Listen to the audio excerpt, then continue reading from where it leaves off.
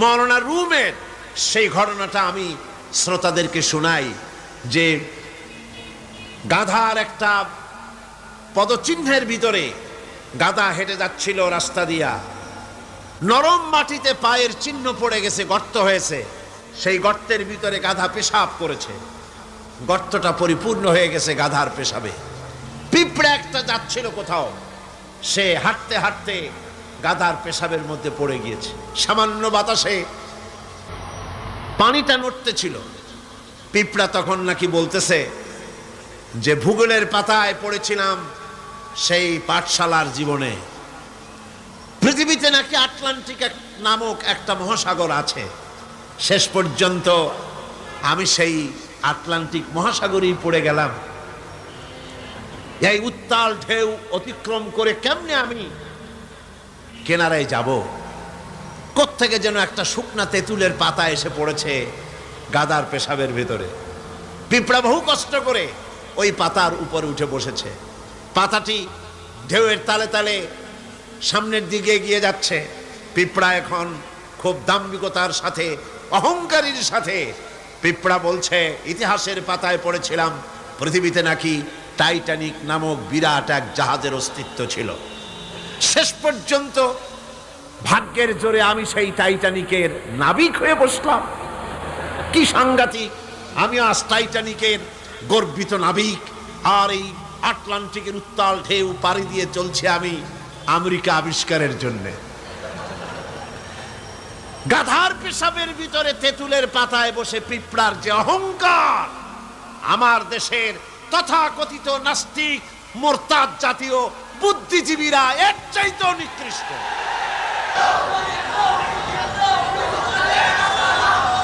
এবার আল্লাহর ভাষায় শুনুন, পৃথিবীর শ্রেষ্ঠ মানুষ কারা তাও আল্লাহর ভাষায় শুনেছেন।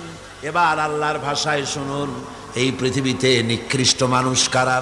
আল্লাহ পাক বলেন, ইন্না শাররাদ দাওয়াবি ইনদাল্লাহিল্লাযীনা কাফারু ফাহুম লা ইউমিনুন। আল্লাহ পাক বলেন, এই পৃথিবীর বুকে বিচরণশীল জীবদের মধ্যে সবচাইতে নিকৃষ্ট প্রাণী বা জীব হচ্ছে তারা যারা নাকি ঈমান আনে নাই।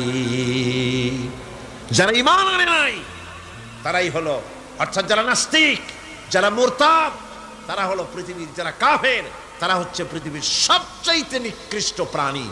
এই পৃথিবীতে বিচরণশীল জীব প্রাণী যত আছে আল্লাহর দৃষ্টিতে নিকৃষ্ট হচ্ছে কারা? নাস্তিক এবং মুরতাদ। এদের জন্য শাস্তি আল্লাহ রাব্বুল আলামিন বলেন, কাফির দুনিয়া এবং আখিরাতের উভয় জায়গায় শাস্তি তারা পাবে, কোন জায়গায় তাদের শান্তি হবে না। ফাআম্মাল্লাযীনা কাফারু ফাউআযিবুহুম আযাবান শাদীদান ফিদ দুনিয়া ওয়াল আখিরাহ ওয়া মা লাহুম মিন নাসিরিন।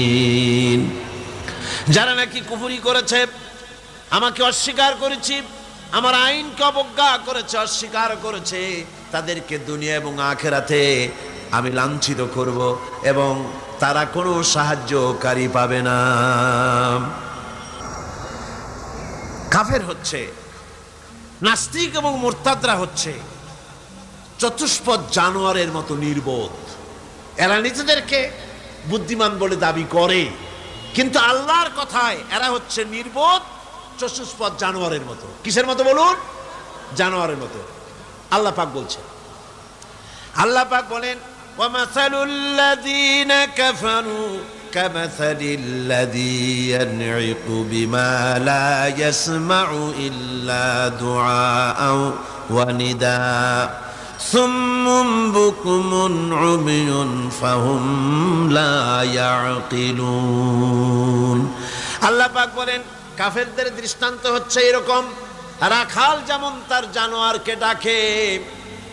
আপনাদের দেশে আছে না রাখাল গরুকে ডাকে, হ্যাঁ গরু এদিকে আয়, বলে না? এদিকে আয়, অথবা ডাইনে যাবার সামনে যা। গরু থেকে বোঝে যে এদিকে আয় মানে আমারে ডাকতেছে, ওদিকে যা মানে আমারে সরে যেতে বলতেছে। এগুলো বোঝে? বোঝে না। আল্লাহ পাক বলেন, রাখাল যেমন চতুষ্পদ জানোয়ারকে ডাকে, জানোয়ার শুধু একটা আওয়াজ শোনে মাত্র, কিন্তু রাখাল কি বলে তা সে বুঝতে পারে না, শুধু একটা আওয়াজ শোনে। ও তো হলো বধির, ও হলো অন্ধ, ও হলো বোবা। অনুরূপভাবে যারা কাফের, তারাও কোরআনের কথা শোনে, হক তারা দেখে, হকের আওয়াজ তারা শোনে, কিন্তু ওই চতুষ্পদ জানোয়ারের মতো একটা আওয়াজ শোনে, কি বলে তা তারা বোঝে না। আল্লাহ পাক বলেন কাফেরদের আমল হলো এরকম, যারা নাকি আমাকে অস্বীকার করেছে, তাদের আমল, তাদের কাজগুলি অবস্থা এমন, যেমন মরুভূমির ভিতরে মরুচারীরা পথ চলতে গিয়ে দূরে দেখতে পায় পানি আছে, পানি মনে করে তার কাছে যায়।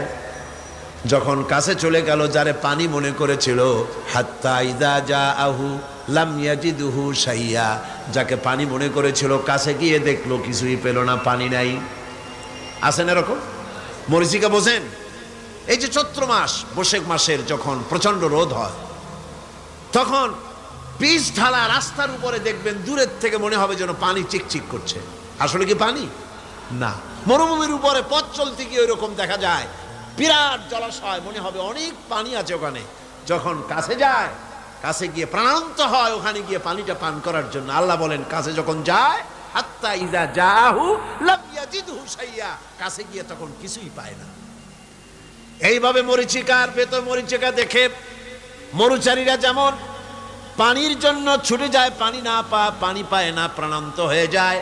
কাফির, বেঈমান, নাস্তিক, মুরতাদরা, তাদের সমস্ত জীবনের আমলগুলি এভাবে নিষ্ফল, কোনো দাম নাই, কোনো মূল্য নাই। তারা নিজেদের তৈরি করা মতবাদকে শান্তি আছে বলে মনে করে, শেষ পর্যন্ত দেখে কিছুই নাই। যেমন কমিউনিজম ৭২ বছর ধরে পৃথিবীকে কিছুই দিতে পারে নাই, জ্বালা দিয়েছে, যন্ত্রণা দিয়েছে, কষ্ট দিয়েছে, হতাশা দিয়েছে, ক্ষুধা দিয়েছে, দারিদ্র দিয়েছে, নির্যাতন করেছে, নিষ্পেষণ করেছে, মানুষের জন্য ভালো কিছুই করতে পারে নাই। বলেন পেরেছে নাকি? কি বলেন পেরেছে? সুতরাং এভাবে গরিব ওরা মনে করে ভালো, আসলে তো ভালো না। আসল ভালো তো আল্লাহ রাব্বুল আলামিন যেটা বান্দার জন্য করেন, এর থেকে ভালো আর কিছু হতে পারে না।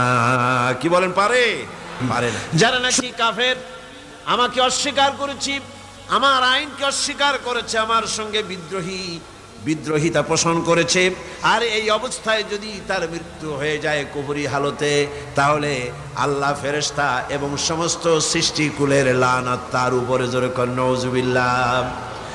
এরপরে মৃত্যুর পর কাফির নাস্তিকরা যখন চলে যাবে জাহান্নামের ভিতরে, যখন যাবে, সেখানেও তাদের কোনো চিৎকারে কাজ হবে না, সাহায্যকারী মিলবে না।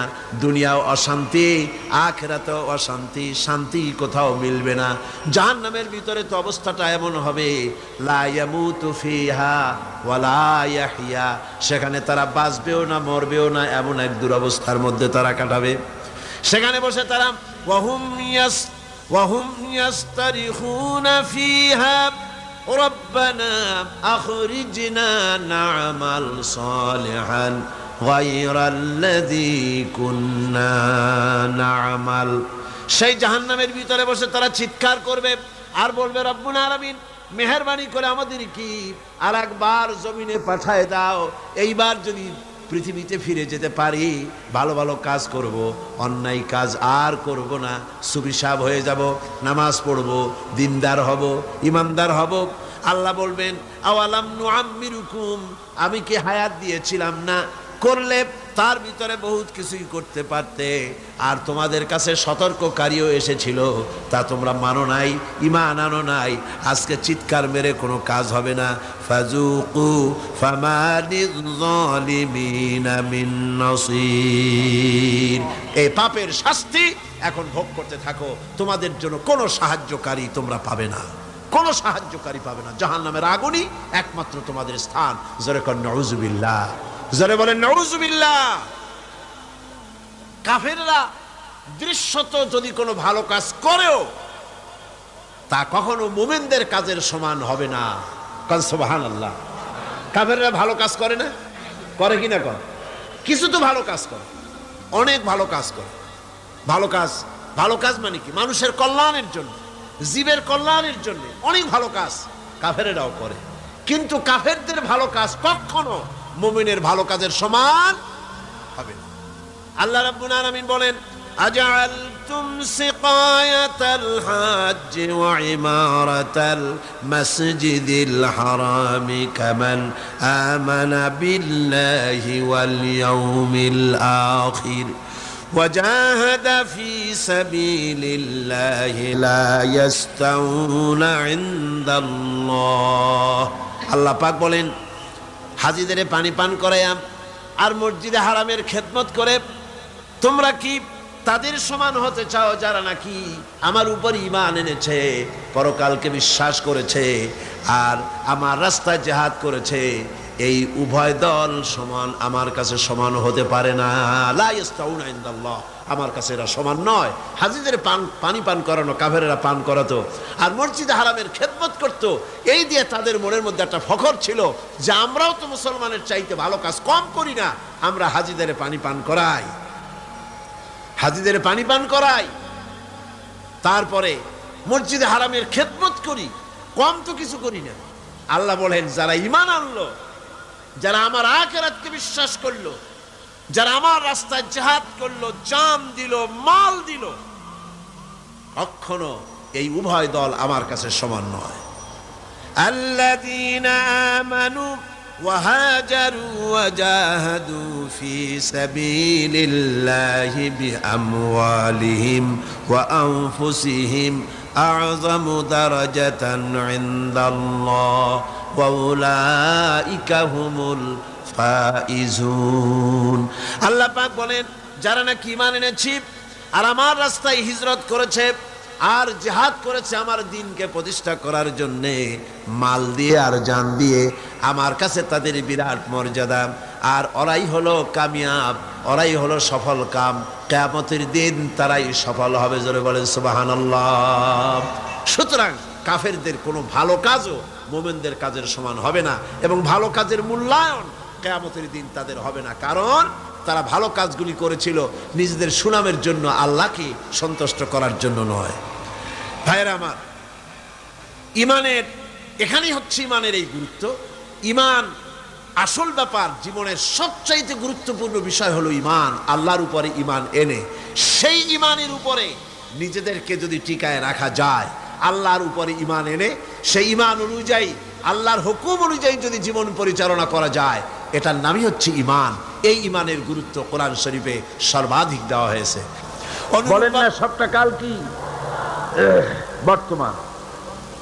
সুতরাং বর্তমানের উপরে ভিত্তি করে যে আল্লাহ পাক আইনের কিতাব রচনা করেছেন, তার ভিতরে পরিবর্তনের প্রয়োজন, কিয়ামতের এপাশে পরিবর্তন প্রয়োজন দেখা দিবে না। কোন আলহামদুলিল্লাহ। এই জন্যে কোরআন শরীফ বলছে, রাসূল করিম সাল্লাল্লাহু আলাইহি ওয়াসাল্লামের কাছে তারা বলতো, ইয়াকুলুনা হাল লানা মিনাল আমরি মিন শাই। তারা বলতো, হে নবী, আইন প্রণয়নের ব্যাপারে আমাদের কোনো অধিকার আছে কিনা, আমরা একটু অংশ নিতে পারি কিনা? আল্লাহ পাক জবাবে বললেন, কুল ইন্নাল আমরা কুল্লুহু লিল্লাহ। বলে দাও, আইন প্রণয়নের ব্যাপারে, হুকুম পরিচালনার ব্যাপারে সবটা এখতিয়ার কেবলমাত্র কার? জোরে সরে বলেন, কার? আল্লাহ পাক। কারণ এই পৃথিবীতে মানুষের কাছে আইন তৈরি করার মতো একটা গুরুত্বপূর্ণ বিষয় মানুষের হাতে ছেড়ে দেওয়া যায় না। ওই মানুষের হাতে যারা স্বার্থপরতায় ভোগে, যাদের মন সংকীর্ণ, যারা সামান্য সামান্য জিনিস নিয়ে স্বার্থপরতায় ভোগে, তারা এত বড় কাজ করতে পারে না। যদি আইন তৈরি করার দায়িত্ব তাদের দেওয়া হয়, তাহলে সর্বপ্রথম তারা আইন তৈরি করবে নিজেদের ভাষার স্বার্থে, দলের স্বার্থে, দেশের স্বার্থে, অঞ্চলের স্বার্থে, তারপরে করবে অন্য মানুষের জন্য। দেখেন, পৃথিবীতে সবচাইতে এসেনশিয়াল জিনিসগুলো এই জন্য আল্লাহ পাক নিজের হাতে রেখে দিয়েছেন, যেমন পানি, অক্সিজেন, বাতাস, এগুলি আল্লাহ নিজের হাতে রেখেছেন। কারণ মানুষ তো আল্লাহ সৃষ্টি করেছেন, আল্লাহ জানেন এদের দুর্বলতা কোথায়। এরা মোটে সুযোগ পায় না, সুযোগ একটু পেলেই বলে ভাতে মারবো, পানিতে মারবো। আর এদের হাতে যদি আইন তৈরি করার দায়িত্ব দিয়ে দেওয়া হয়, আর এই সব গুরুত্বপূর্ণ জিনিস যদি তাদের হাতে তুলে দেওয়া হয়, তাহলে ক্ষমতায় যেতে পারলে তারা বিরোধী দলকে বলবে, আমাদের দলে না আসা পর্যন্ত, আমাদের বশ্যতা স্বীকার না করা পর্যন্ত বাতাস দেব না, অক্সিজেন দেব না, পানি দেব না। এই জন্যে সবচাইতে গুরুত্বপূর্ণ জিনিসগুলি আল্লাহ তার নিজের হাতে রেখেছেন। এই পৃথিবীতে পানি, আগুন, বাতাস, অক্সিজেন যেমন গুরুত্বপূর্ণ, এর থেকে কম গুরুত্বপূর্ণ নয় পৃথিবীর মানুষের জন্য একটি সার্বজনীন আইন। যেহেতু বাতাস থাকুক, বাতাস তো আছে পৃথিবীতে, বাতাসের অভাব নাই, পানির অভাব নাই, আগুনের অভাব নাই, অক্সিজেনের অভাব নাই, তারপরেও মানুষেরা আজ নির্যাতিত, নিষ্পেষিত, নারীরা অধিকার হারা, শ্রমিকরা অধিকার থেকে বঞ্চিত, কালো মানুষ সাদা মানুষের নির্যাতনে নাগরিক অধিকার থেকে বঞ্চিত। পৃথিবীর ছোট ছোট শক্তিগুলিকে বৃহৎ শক্তিগুলি শেষ করে দিচ্ছে। সুতরাং আইনের মতো এই গুরুত্বপূর্ণ একটি বিষয় আল্লাহ পাক নিজের হাতে রেখেছেন। কার হাতে রেখেছেন? নিজের হাতেই রেখেছেন। সে আইনের কিতাবখানার নাম হলো, এটার নাম হলো কোরআন। তাই আল্লাহ রাব্বুল আলামিন তার উপরে যারা ঈমান আনে, তাদের ঈমানের ভিতরে আল্লাহ থাকে, রসুল থাকে, পরকাল থাকে, জবাবদিহিমূলক আচরণ থাকে। সে ব্যাখ্যা পরে দেব।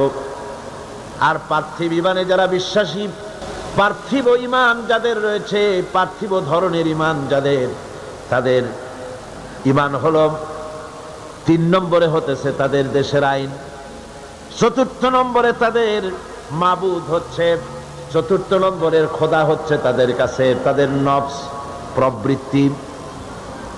এই নফসের গোলামি তারা করে, প্রবৃত্তির গোলামি তারা করে, মন যা চায় তাই তারা করে। সেখানে কোনো বাধা নাই, সেখানে কোনো বিপত্তি নাই, সেখানে কোনো আইন নাই, নীতি নৈতিকতার কোনো বালাই নাই, মন যা চায় তাই তারা করে। এটা হলো 3 নম্বর। সর্বশেষ মাবুদ, 4র্থ নম্বরের মাবুদ যেটা তাদের, তা হলো তাদের হিকমত এবং বিচক্ষণতা। এই হিকমত আর বিচক্ষণতা তাদের, এ দিয়ে তারা এখানে সামান্য কিছু, এই হিকমত দিয়ে, এই বিজ্ঞান দিয়ে, এই কলা কুশলতা দিয়ে, এই বিচক্ষণতা দিয়ে সামান্য কিছু তাদের কল্যাণ হলেও সার্বিকভাবে তাদের কোনো কল্যাণ বয়ে আসে না। এই 4 ধরনের মাবুদের উপরে বিশ্বাস থাকার কারণে তাদের নীতি নৈতিকতার সকল দরজা বন্ধ হয়ে যায়। তারা নিজের জ্ঞান, নিজের দেশ, নিজের আইন, নিজের জাতি, এর উপরে বিশ্বাস থাকে বলে তাদের ঊর্ধ্বতন এমন কোন ক্ষমতা, এমন কোন ক্ষমতাবান কেউ নাই বলে তাদের বিশ্বাস, যার কাছে তাদের জীবনের কোনো কিছুর হিসাব দিতে হবে। এই জন্য জবাবদেহিমূলক জীবনযাপন তারা করে না, হয় না।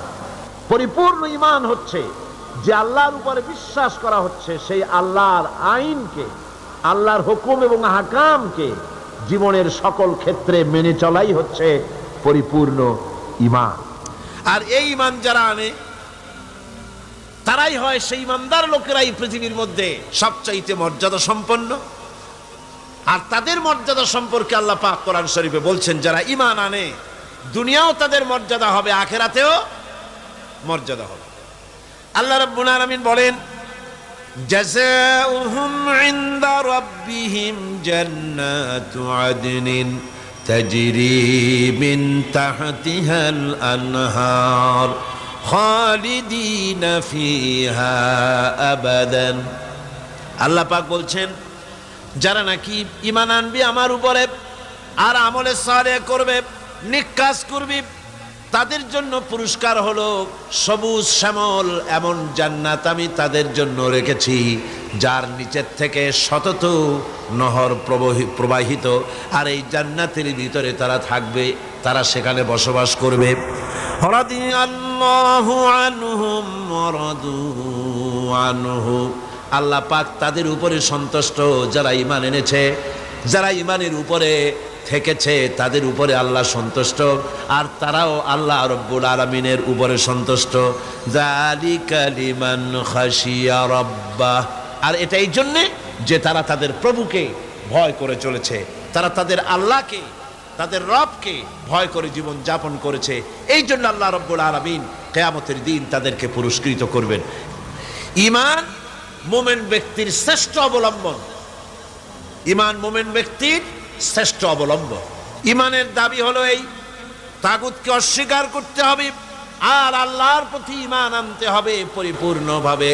তাহলে আল্লাহ পাক বলেন এমন কোন জিনিস নাই যে তাকে ধ্বংস করে দিতে পারে, তাকে ক্ষতিগ্রস্ত করতে পারে।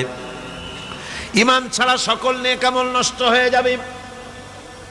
মানুষের নেক আমল, প্রত্যেক মানুষ কিছু না কিছু ভালো কাজ করে, ঈমান যদি না থাকে তাহলে এই ভালো কাজের কোনো মূল্য নাই। কোরআনে কারিমে রব্বুল আলামিন বলেন, কুল হাল নুনাব্বিউকুম বিল আখসারিনা আমালা আল্লাযীনা যাল্লা সা'য়ুহুম ফিল হায়াতিদ দুনিয়া ওয়া হুম ইয়াহসাবুনা আন্নাহুম ইউহসিনুনা সুনআ। আল্লাহ পাক বলেন, নবী আপনি বলুন, আমি কি তোমাদেরকে বলবো না এই কথা যে আমলের দিক থেকে সবচাইতে ব্যর্থ কোন ব্যক্তি, আমলের দিক থেকে ব্যর্থ ক্ষতিগ্রস্ত কোন ব্যক্তি, তা কি বলবো না? সেটা হলো এই দুনিয়ার চেষ্টা সাধনায় যারা সঠিক পথে চলার কথা মনে করে যারা ভ্রান্ত পথে চলেছে আর মনে করেছে এটাই আমরা ভালো কাজ করতেছে ফাসাদের কাজ, আর মনে মনে ভাবতেছে আমরা দেশ গড়ার কাজ করতেছি। যেমন পার্বত্য চট্টগ্রামে শান্তি বাহিনী নাম ওই বাহিনী যারা মানুষ মারে, সমানে মানুষ জবাহ করে, বাড়িতে আগুন লাগায়, মানুষগুলিকে শান্তিতে বসবাস করতে দেয় না। এদের নাম হয়েছে কি? শান্তি বাহিনী। খেরাত কা নাম রাখ দিয়া জুনুন আর জুনুন কা নাম খেরাত। পাগলপনার নাম বুদ্ধিপনা আর বুদ্ধিপনার নাম হলো পাগলপনা। কানার নাম পদ্মলোচন। এই কথাই এখানে প্রযোজ্য। নিজেরা কাজ করে তারা মনে করে যে আমরা এটা সমাজের জন্য, দেশের জন্য ভালো কাজ করতেছি। আসলে এই কাজটি ঈমানের উপরে না থাকার কারণে এই কাজগুলির দ্বারা দেশ এবং জাতি ক্ষতিগ্রস্ত হচ্ছে, আর তারা মনে করছে আমরা খুব ভালো কাজ করছি। এই যে ঈমান ছাড়া, আল্লাহকে খুশি করার নিয়ত ছাড়া যে কাজগুলি তারা করছে, ওদের সম্পর্কে রব্বুল আলামিন বলেন, উলাইকাল্লাযীনা কাফারু বিআয়াতি রাব্বিহিম ওয়া লিকাইহি ফাহাবিতাত আ'মালুহুম ফালা নুকিমু লাহুম ইয়াওমাল কিয়ামাতি ওয়াজনা। এরা হচ্ছে সেই সব লোক যারা আল্লাহর সঙ্গে দেখা করাকে অস্বীকার করেছে। আমি তাদের এই ঈমান না থাকার কারণে তাদের সমস্ত নেক কাজগুলিকে নষ্ট করে দেব, বরবাদ করে দেব, এবং তাদেরকে কিয়ামতের দিন কোনো গুরুত্বই দেওয়া হবে না। তারা এই পৃথিবীতে যতই নিজেদেরকে গুরুত্ব মনে করুক, নিজেদের গুরুত্ব নিজেরা মনে করুক, বা অপর মানুষেরা তাদের গুরুত্ব দিক না কেন, কিয়ামতের দিন তারা আমার কাছে কোনো গুরুত্ব পাবে না। ঈমান এমন একটা জিনিস যেটা আল্লাহর শাস্তি থেকেও বাঁচিয়ে দেয়। আল্লাহ মানুষের উপরে যদি কোনো গজব আসে, আযাব আসে, এই আযাব থেকে, গজব থেকে বাঁচতে হলে কিসের প্রয়োজন? জোরে বলেন না, কিসের প্রয়োজন? ঈমানের প্রয়োজন।